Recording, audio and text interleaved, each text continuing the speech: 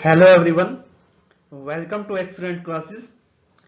आज का हमारा टॉपिक है इमरजेंसी प्रोविजन, आपातकाल। इमरजेंसी प्रोविजन जो है वो भारत के भाग 18 में पार्ट 18 में अनुच्छेद 352 से 360 के बीच में दिया गया है। तीन टाइप की इमरजेंसी होती है: national emergency, state emergency, financial emergency. तो चलिए इसको डिटेल में पढ़ते हैं। फर्स्ट इमरजेंसी प्रोविजन है वो भाग 18 के कॉन्स्टिट्यूशन में 352 से 360 के बीच में दिया गया है, क्योंकि इससे भारत की सॉवरेनिटी, संप्रभुता, यूनिटी, एकता, इंटीग्रिटी, अखंडता और देश की सुरक्षा के लिए और कॉन्स्टिट्यूशन और डेमोक्रेसी को बचाने के लिए इमरजेंसी का प्रोविजन दिया गया है। आपातकाल का जो प्रावधान है वो जर्मनी के वेमर कॉन्स्टिट्यूशन और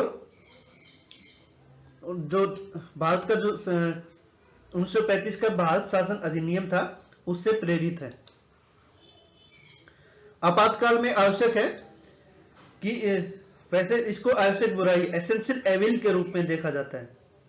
आपातकाल में संघीय जो व्यवस्था है, जो कॉन्स्टिट्यूशन जो है वो फेडरल जो व्यवस्था है फेडरल वाली, वो यूनिटरी हो जाती है।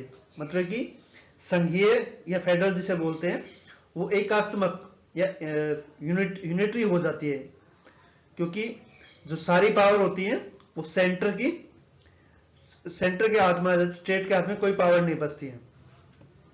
तो भारत के तीन प्रकार की इमरजेंसी। पहला है नेशनल इमरजेंसी। ये इमरजेंसी ड्यू टू वार या एक्सटर्नल एग्रेशन के लिए बोला जाता है। और एक है आर्म्ड रेबेलियन, ये आर्टिकल 352 में दी गई है। और इमरजेंसी इससे पहले नेक्स्ट है emergency failure due to constitution के वजह से जो होगी स्टेट के अंदर। कॉन्स्टिट्यूशन जो संविधान की अगर मशीनरी फेल हो जाए स्टेट के अंदर तो आता है कॉन्स्टिट्यूशनल इमरजेंसी भी बोलते हैं, उसको प्रेसिडेंट रूल भी बोलते हैं। यह है अनुच्छेद 356 में दिए गए। अगला है फाइनेंशियल इमरजेंसी। जब भी कोई फाइनेंशियली इंस्टेबिलिटी आ जाएगा या भारत में उधारी ज्यादा हो जाएगी भारत के ऊपर, तो अनुच्छेद 360 के तहत आएगी, उसको बोलते हैं फाइनेंशियल इमरजेंसी।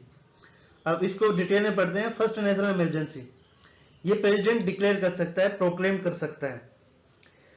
राष्ट्रपति आपातकाल में कैबिनेट की शिकायत जब कैबिनेट में होंगे, जब उसको लिख के देंगे कि इमरजेंसी लगानी चाहिए, तभी वो इमरजेंसी लगा पाता है। उससे पहले वो इमरजेंसी जब लगाता है तो युद्ध या बाह्य आक्रमण या सशस्त्र विद्रोह के कारण लगाता है। जो सशस्त्र विद्रोह वाला जो कॉन्सेप्ट है ना, इसमें आर्म्ड रेबेलियन जो बोला गया है, ये अभी रिसेंट का कॉन्सेप्ट है।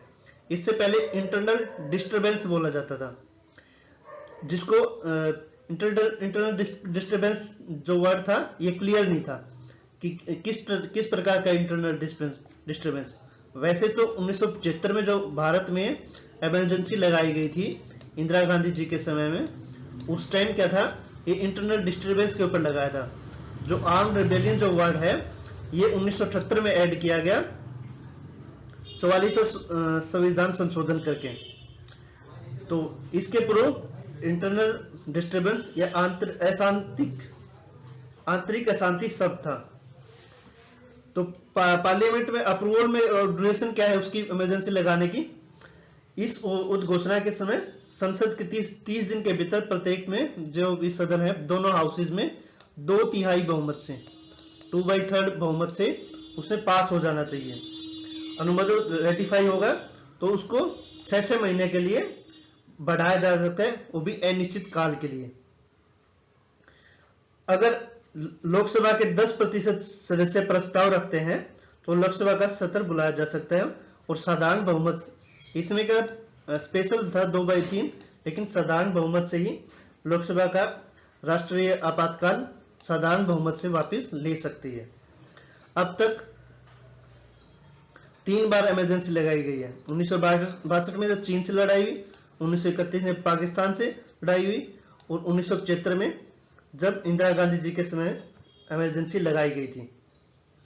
तो इसका इफेक्ट क्या होता है इमरजेंसी लगने का? इसका इफेक्ट होता है कि सेंटर का जो भी कंट्रोल है सेंटर के हाथ में आ जाता है, कंप्लीट कंट्रोल।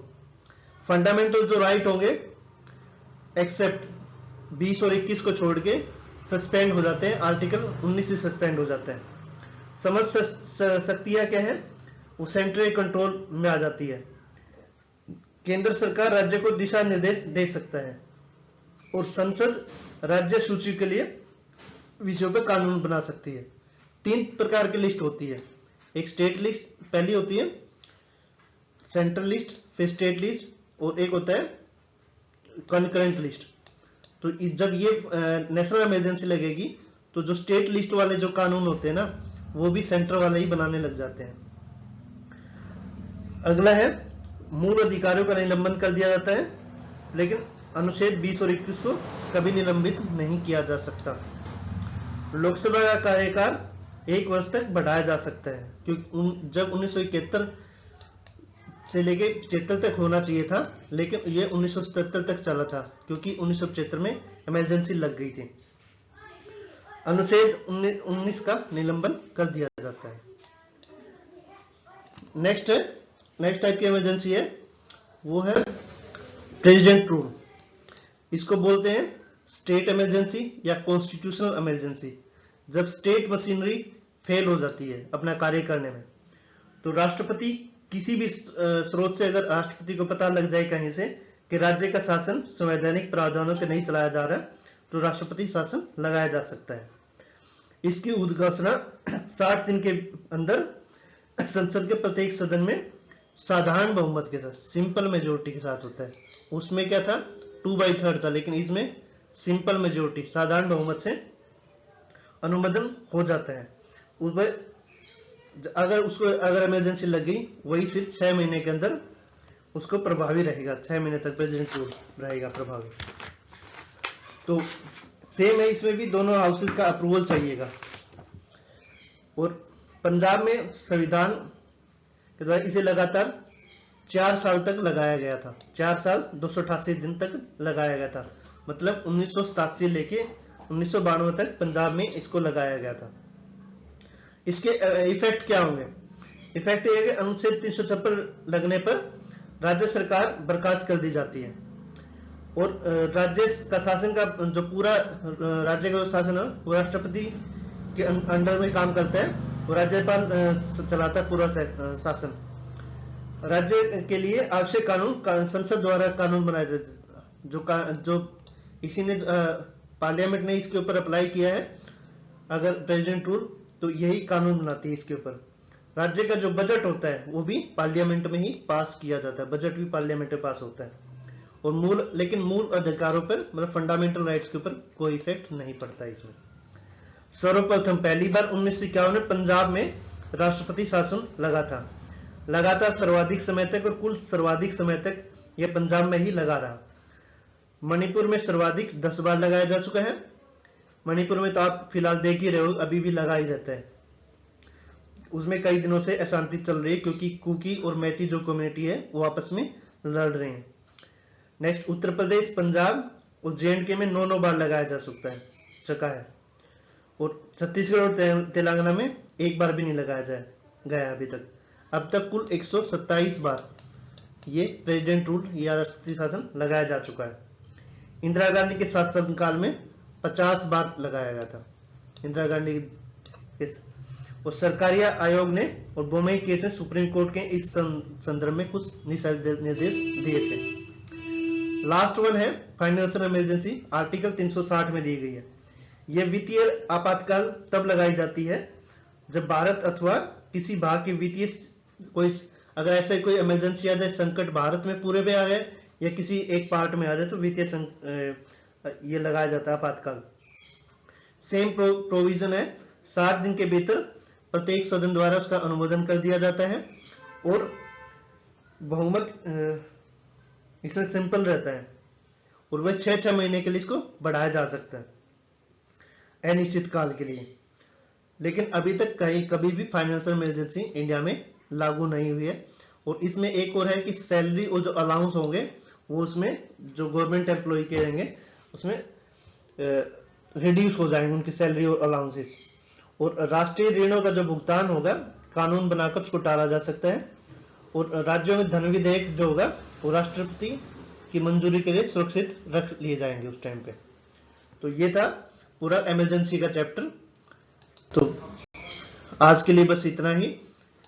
मेरे चैनल को लाइक करें, कमेंट करें, शेयर करें और सब्सक्राइब करें ज़्यादा से ज़्यादा। और आपको कोई भी क्वेश्चन पूछना हो आप मेरे कमेंट बॉक्स में पूछ सकते हैं। थैंक यू, बहुत बहुत धन्यवाद आपका।